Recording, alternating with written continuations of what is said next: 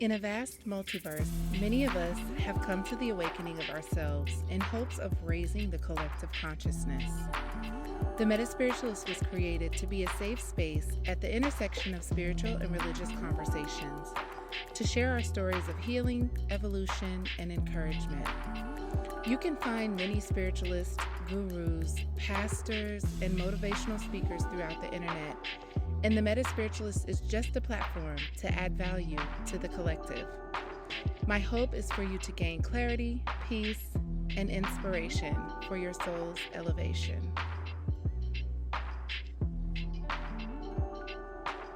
The MetaSpiritualist is guided by the creator of the universe through prayer, meditation, and sound healing.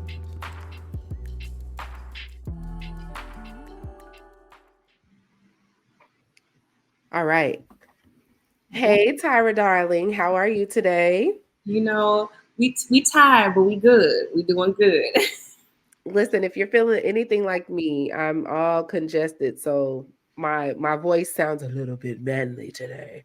you know, Beyonce did that. No, Beyonce get the deep voice. Right? Oh. Well, you look official. Thank you. I said I had to try to at least not look how I feel. So let's tap into some color.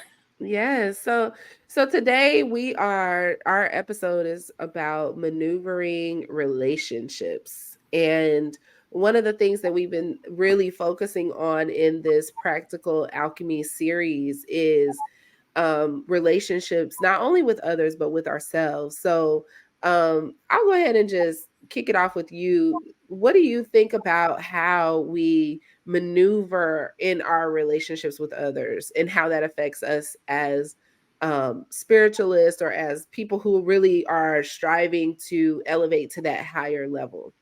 Yeah, oh, that's such a good question because I've been doing so much reflection, and we talked about this before about just our relationships and patterns. And something I noticed, or as I've been coming into more of owning the relationships I'm in and my Hmm. art of relating, growing up, a lot of my relationships were proximity because we went to church together, we went to school together. Outside of that, I never really questioned would I really be friends with these people. It was just Hmm. because we were in proximity together. And then as you know, I got older, go off to college, you meet other people again, relating to more people because we have similar interests or we like whatever. But now that being adults, right, having families, having careers, having just the adultification of things, being adultified. It's Hmm. like now this is a different way of how we're going to relate to people and how we maneuver in our relationships because not everybody that we start off with goes where we're going. And same with them. We may not always go with them.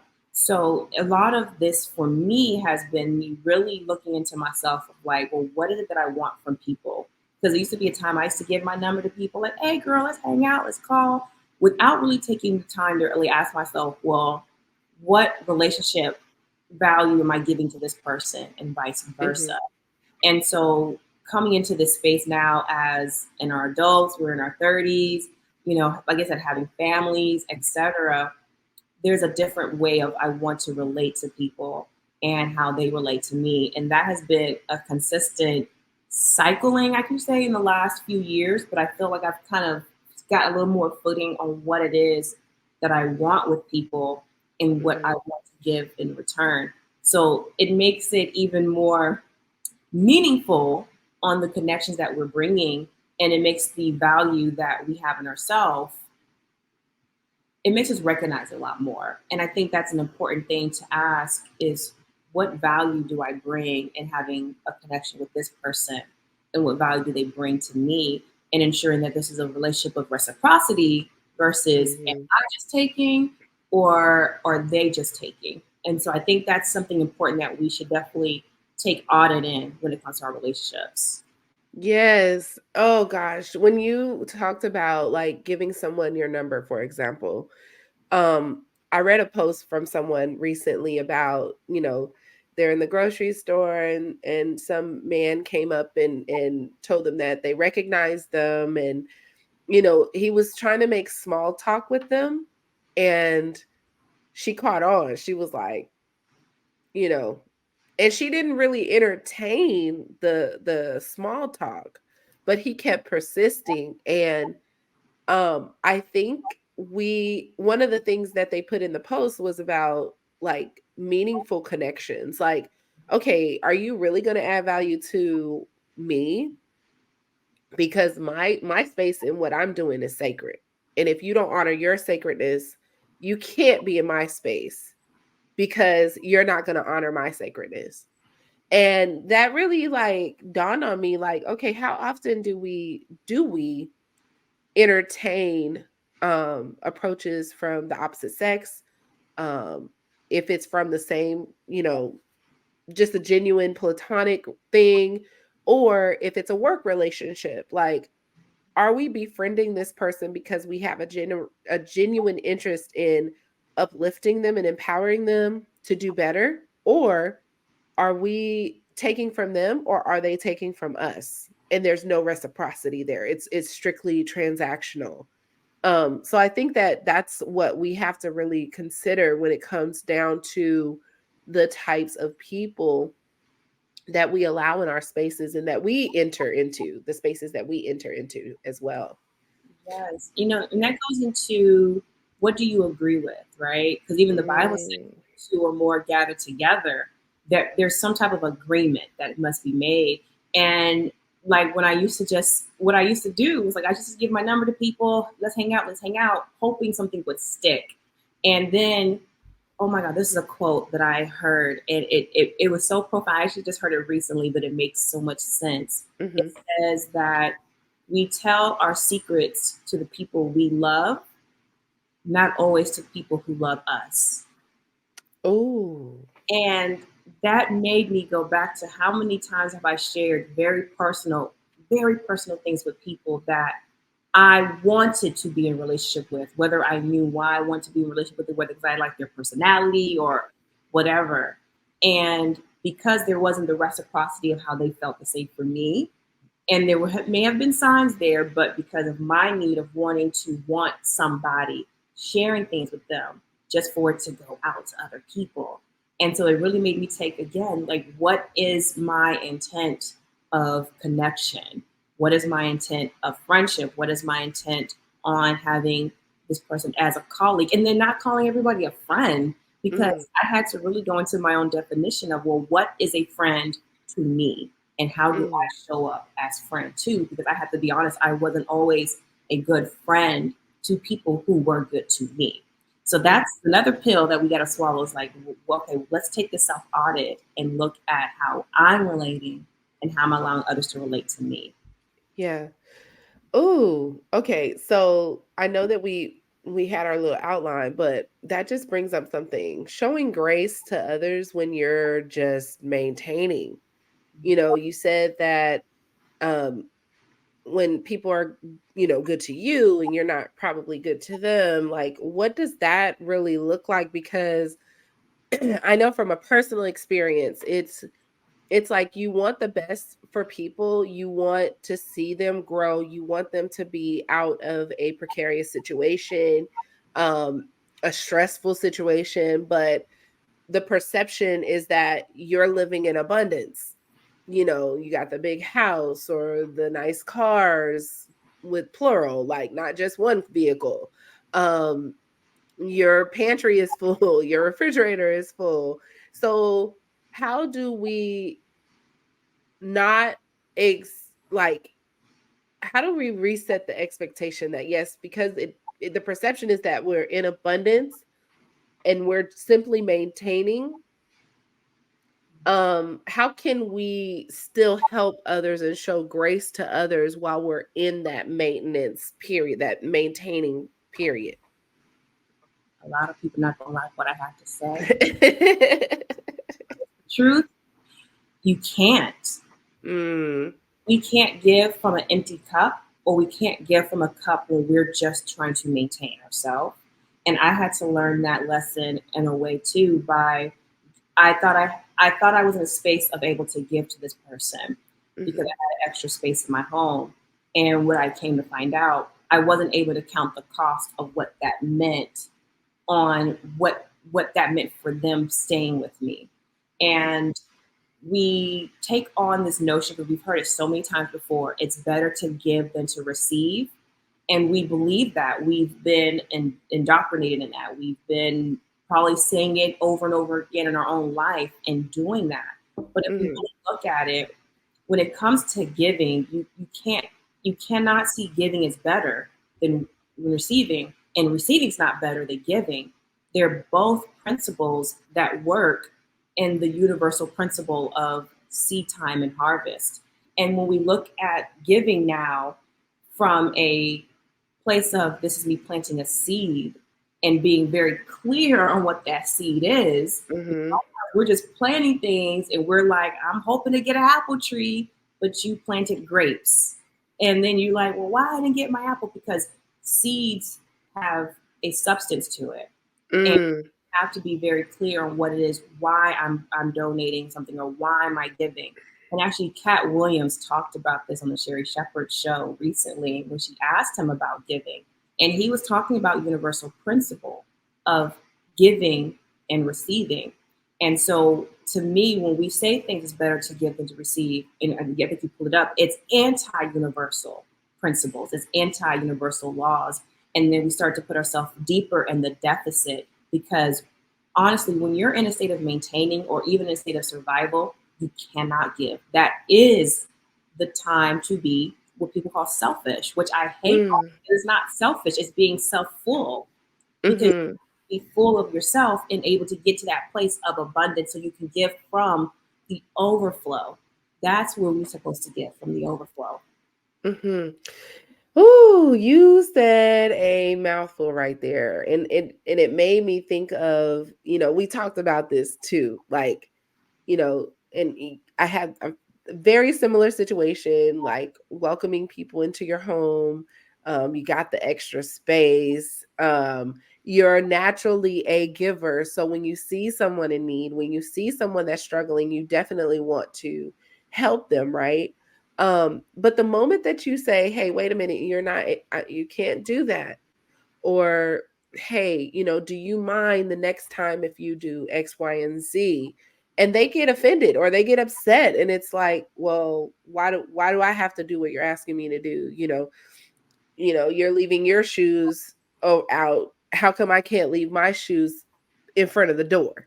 And it's like, it's not that you can't leave your shoes out. It's that your shoes are blocking an entryway, like stuff like that. Right. Yeah. So it's a boundary that we set in our own home, and we're expecting for those who we've extended that grace and that, assistance to, we're actually honoring our boundaries when we tell them you're not able to do X, Y, and Z in my home.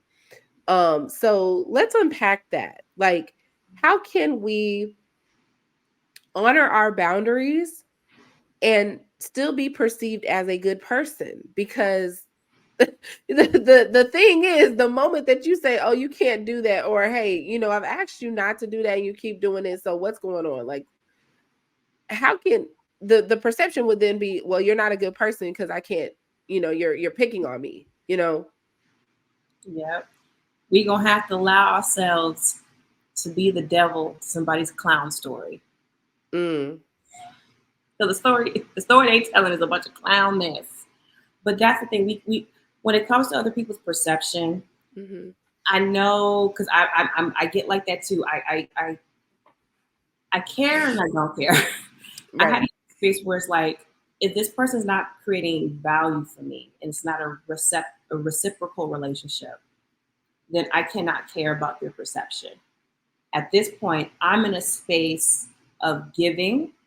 And then at the same time, too, when it comes to the boundaries, even with others, particularly when we invite people into our space or if we're giving something to them, I think that's, for me, I should have been more clear on the expectation of what it means to you staying with me, because I had this person with me. I should have been clear with the people I was relating on, this is the way I like to relate.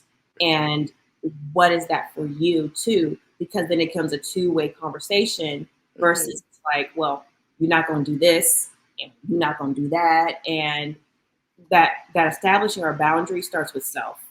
My boundary for me. And because I want to give, I got to be very clear on what is going to be the boundary within my giving, and then putting boundaries on ourselves, because we can't always give. Like I said, our perception is, well, I have an extra space right now. Let me give to this person.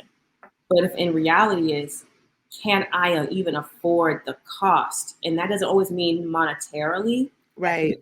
The cost of your peace, the cost of, your space, the cost of your relationships with your spouse. Okay. So those are things that can I really count the cost for what this may mean in this type of exchange? And can this person even afford my grace?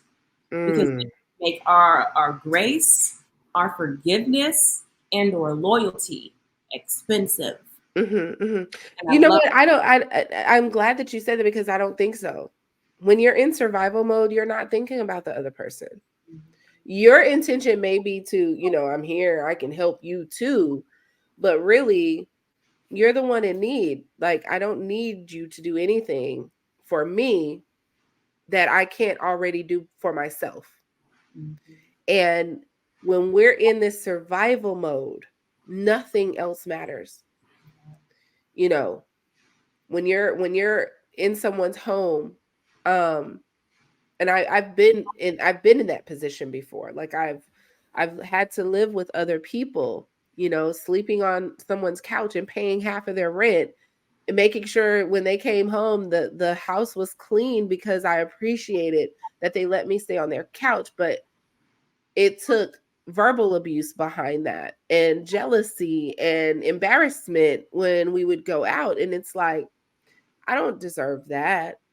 Now, if I wasn't paying anything and I wasn't, keeping house and being a slob, then yeah, you probably would have a right to embarrass me if you felt that way. But then if you're not genuine in extending the help, then you shouldn't allow for anybody to stay with you in the first place, right? But like I said, in the survival mode mentality, in that lack and scarcity, nothing else matters except for you and your own. And you're willing to just walk through life without a care, or that it's perceived that you don't care, because you really don't have the capacity to reciprocate. Yeah. You're in a lack and a scarcity mindset. So reciprocation is the last thing that's on your mind. And to add with that, so us as the givers, we have to be discerning of if that's even the type of spirit that we're going to be dealing with. Okay, this is survival mode.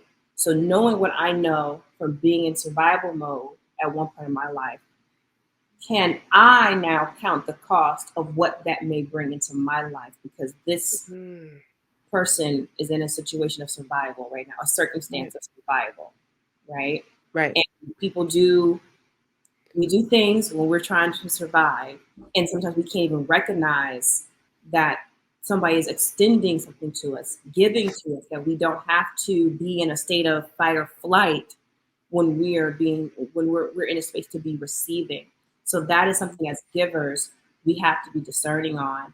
And also too, and that's so interesting, because I had a situation where I had a young lady, she had welcomed me into her home, and it was just so much divine timing. And actually for her, she had a dream where she believed it was God told her to allow me into her home. And she's like, I just have seen you one time, but we actually met one time and didn't see each other again for almost 4 or 5 months. Wow. Didn't even know we were sitting next to each other it was a conference we were at. We were sitting right next to each other because, us girls, we like to change our hair up. Right. We were sitting next to each other. Like, wait a minute, you look familiar. What's your name, girl? And that was so funny, because she asked me, she's like, what you got going on? And typically when I'm going through stuff, I don't want to talk about it. I want to keep that to myself. Oh, I talk about it. And I've been telling myself to stop. I gotta get to start opening my mouth, but I allowed myself to say, you know what, girl, I'm about to live in my car. And I just came out like, wow, I just said that.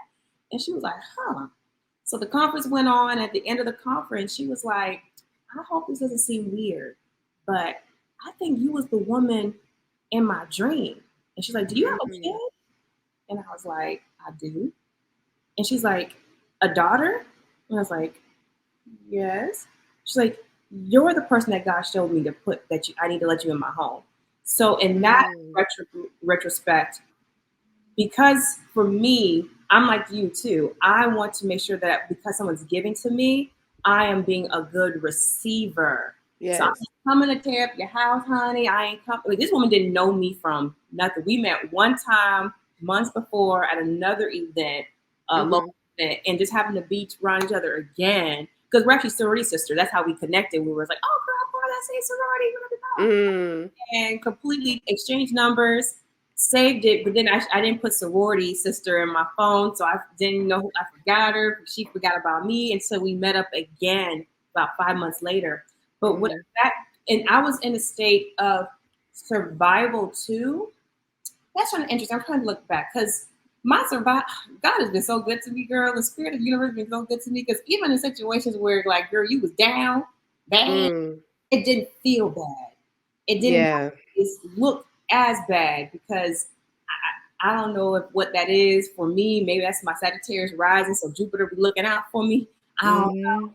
But I definitely understood the principle of receiving because it was hard for me at that time to receive, but because it was such an overflow abundance, and at the same time too, a prophecy was said over my life that my needs will always be supplied. And I would pray. And I can remember when I was leaving my apartment at that time, saying, God, you wouldn't have brought me this far to lose my apartment because I had just lost my job, I just kicked out my siblings. Girl, I was going through a health crisis at the time, got rid of a no good boyfriend. So it was like I was going through this spiraling effect of my life. And I'm like, God, why don't you bring me to this new city, get this job just for the job to go under? You know, get this boyfriend just for him to be crazy. So maybe God didn't bring that boyfriend to me. Maybe I just had wanted him. But, you know, but again, I was giving to people because I had a lot of my siblings to live with me at the time. And they were not good receivers. They were, girl, when I said they tore up my place, I had a big bill with this apartment community. Terrible situation. And it spiraled to a different place because I came out of that experience where I was helping people in a space where I could not help. I was placed to a house of a woman who could help me, and she was in a surplus to help. And because of my experience of what I had with my siblings right before, I was able to, like, okay, I'm not going to do what they did. I'm not going to tear people's house, invite people over, talk crazy to the person helping me. And so I feel that that was my way of learning the balancing of what it means to give, because she was in a space of surplus where she was in overflow. And she taught me so much about work ethic. And she taught me a lot about what it looks like to show up for self. And she was a single woman, young, single, big old house, nice cars. And I'm like, I ain't never seen. Wow. At that point, I was like 24. I never seen a young woman in her late 20s living like that. And it showed me how this is how I want to live in my life. So I feel like that was an opening door for God showing me what is possible. Yeah. And so, again, back into counting the cost, when we are in a state of maintaining or even a state of my cup is not really overflowing, can I afford to give like that? And maybe I can't, because again, it's seed time and harvest. That's what giving and receiving is about. Am I planting seeds of apple trees and expecting to get grapefruits back? Or am I just planting and just trying to figure out, well, whatever sticks? That is anti the abundance cycle. And so it's being in a flow with how spirit leads us to give and to harvest and reap. Right. And being intentional. Thing, yes. Yeah, when you said anti abundance, that put me in the mind of, okay, what is your intention? Are you wanting to help this person or, be affiliated with this person because you know that in the long run, whether you're reciprocated or not, it's going to be beneficial for your growth? Or are you really just doing it to be a good person? Ooh, ego. Ego. Or are you doing it and really just expecting them to go about their way? You know what I'm saying? Because for me, it's like, you know what?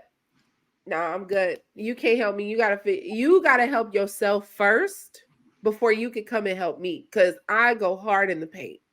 I come in on the clutch. People will tell you like, "Oh, you need something done? Call Marla. She'll get it done." Yeah. You know, there's been this, I don't know if it's a quote or a scenario. It was about Jay-Z had a cousin that wanted $12,000 from him, whatever amount of money it was. Oh, yeah. Told his cousin no. And a lot of people had a lot to say about that. But if we really think about how business works, the art of doing business, the art of relating, you don't just go to a bank and tell them, well, I want X amount of money for this idea I have. No, you have to take the time to write out your business plan. Yes. You have to show that you have collateral in case this thing fails. That part. And so it goes back into this art of giving and the art of how we relate to people. Like, yes, this person may have been a family member, and I'm pretty sure he loves family, whatever, right? But we know that this person is not ready for what they're asking for. They're gonna, and if you give it to them, and it doesn't work out, they're gonna come back and ask for more and more. And like, when does that cycle stop? And now we're enabling people to grow. And so when I was looking at people go in on the story and their own commentary, it made me think about the principles of receiving, the principles of relating. Because even in the Bible, it says when two or more gather together, right? We have to be in agreement. And if I'm with someone, let's say in relationship wise, if I'm friends with someone who on the outside, looks like they got it together, I look like I got it together. We we three queens who got our ish together, but one person within this circle is jealous or they don't want to see you do well or somebody else in the group or anybody do well or what they say perceive better than them. They're throwing darts at that manifestation. And because we are in communion together, subconsciously, we're in agreement with that negative energy that they're bringing in with us. Yes. And that slows down progress. We're thinking, well, why is it like all of a sudden things are not working out in my life or whatever may happen? It's because we have someone within our close proximity, within our friendship, within our whatever that we're working in a close environment with, bringing that energy into it because energy doesn't lie. He can smile in your face and stab you in your back. Yep. Yep. Excuse me. Which leads me to the last point. Friendship circles. How can we form qualitative, endearing friendship circles that could last the test of time without people falling out over small miscommunication issues? It's interesting. I will say this. I'm in a group where it feels like there's a lot of people going through the exact same thing at the exact same time. So when we talk about friendships and being friends, like I recently fell out with a friend. We've been friends since 97. That's a long time. That person knows a lot of secrets, and I know a lot of secrets. And so when you have a situation like that, that's kind of is detrimental, it's like it does something to you. How do you bounce back from that? Or how can we alchemize that for our greater good? That's a good question. How can we alchemize that? Yeah. Well, I like to, for me, I feel like everything works out for my good. That's what I keep telling myself. Everything works out for my good. So although I may have had, because I had some situation, it wasn't as long as the friendship, but I had some situation with a friendship circle that broke down because that one particular person just didn't want to see the people in the group do well. We're just like, well, girl. And from that experience, it showed to me is like, okay, I have to be more clear and direct when I see something that gives me caution. Doesn't mean I have to be accusing them of anything, but just like, you know what? I have to get out of this confrontation. Like, I don't like confrontation. I just want everybody to be in peace. Like, no, sis. Mm-hmm. We keep peace by clear communication. And if someone's not able to take accountability, responsibility, or even just bring awareness, allow themselves to be brought awareness to an experience that we may be having with them, that to me is a reflection that they're not someone who's ready to be in friendship with. And that was something I had to learn heavy on. I have to stand firm on what it is that I know for myself. And I think that's the best way to start is like, okay, what do I bring to my circle of friends? Why am I friends with this person? Because Mm-hmm. when I looked back at it with that specific person, I said, I never really talked to them outside of the group. I mean, they would call me sometimes and I would talk to them. But outside of that, Mm-hmm. I didn't feel anything really deep. It was just because they were part of this group that we were in. And I Mm-hmm. said, I have to evaluate myself on, well, why do I keep this person around, continue to entertain this person if I saw some red flags, felt some things that wasn't in alignment with what I would like for the person. And I had to come to myself. It's like, okay, my desire just wanting to keep peace brought a lot of unpeace, if that's a word, disrupting my own peace, really. Disruption. Mm-hmm. Because I'm thinking, well, as long as I don't say nothing, everything's going fine. But it's not, because I feel angst about this person, but I'm not bringing up my, like, hey, I noticed that when this happened, you did this or said this, and I want to know where you're coming from. I could have just did that, and maybe there could have been some changes. Mm-hmm. Maybe not. At least I would have had the clarity I would have needed on how I would maneuver with this person going forward. Mm-hmm. If I even wanted to move forward with them going forward. So that was something that I said, I have to be very clear with myself on what is putting boundaries on myself. Because a lot of times we focus on boundaries for other people. Right. Yeah. But the boundary is really for you because you know yourself best. And if you don't establish something a parameter that will create discipline, then you open yourself up to false expectations, sabotage. Yes. And it's like, I'm really trying to get past certain things in my life because I don't want for anything external to sabotage, but it also includes the internal. Mm-hmm. And that is what matters from the beginning and the ending. There was this YouTuber, oh my God, I cannot remember her name, but years ago, and she had mentioned this because it made me check myself when she said this. She said she was out at a brunch, like a women's brunch or wherever she was at, and this one particular lady had saw one of her content and was like upset about it, and giving her some banter about it. And she stood her ground. The YouTuber lady stood her ground on whatever her stance was in her video. And the lady was like, I should get your number. I should get your number so we could talk sometime or something like that. And so the YouTube lady was like, well, why, no, the lady said, well, actually, let me get your number. She's like, well, why do you need my number? And the lady was like, oh, so I could talk to you sometime, or I don't know, just to have it. Mm-hmm. And she said, no, I'm very intentional on who has access to me. Yes. And when that lady said that, when I heard her mention this in her video, that made me have to go back. It was about 7, 8 years ago. It made me go back and like, oh my God, I'm not intentional on who I allow access to me. And that became the reshaping of how I want to start relating to people.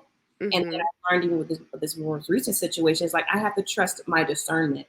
And that's, to me, when we don't trust our discernment, that's self-sabotage.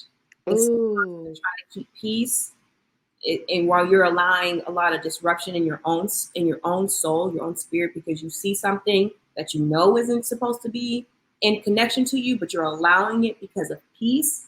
Mm-hmm. That's false equivalency, and that's something that's like, okay, break this cycle of self-sabotage and break this cycle of thinking that I can't speak on what it is that I know to be true and what I see.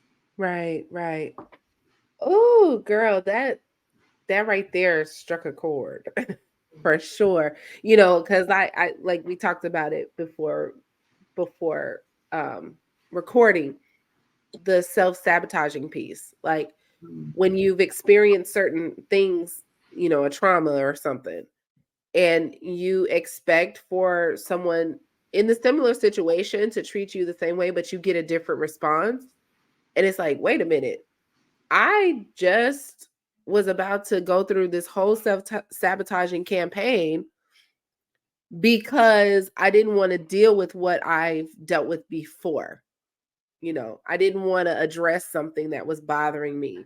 And when I did before, it was, I was gaslighted, I was manipulated, I was, the, you know, questions were evaded. But now people are willing to sit down and say, hey, you know, what's really going on? Don't Mhm. worry about it. We got you. Keep doing what you're doing. We support you.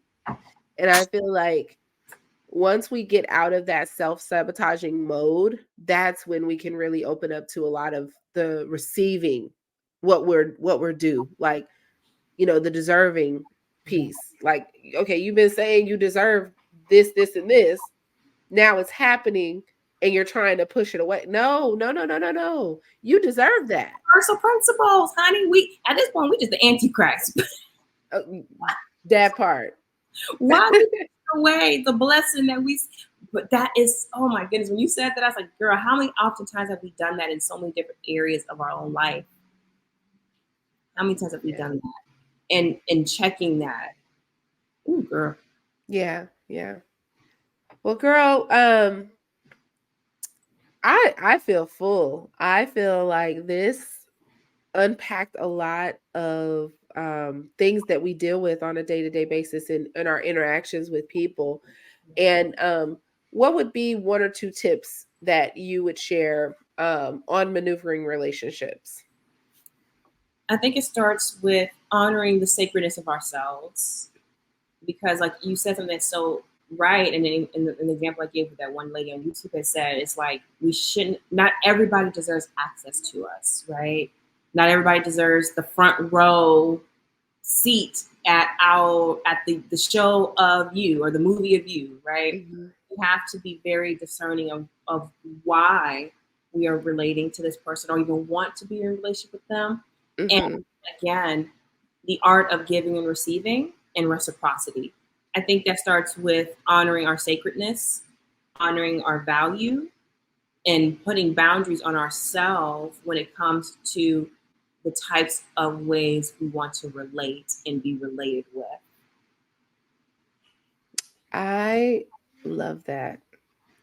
My two tips would be, don't expect something out of someone else just because you would do it. That part. And I echo what you said, you know, just being intentional and mindful about the connection, honoring your sacredness. So that is truly what I think we need to move, especially in this season. Like, you know, with the holidays coming up, most of the time you get around your family and friends, there's always fights and arguments and stuff for what? Not me this year. Not me this year either. I mean, let me tell you, if anything sparks, I'm walking out. Look here. I'm not gonna deal with it. I already told him, look here, I ain't doing nobody Thanksgiving and I ain't doing nobody Christmas. Catch you Oh, lights, honey. oh, I like that. I like that.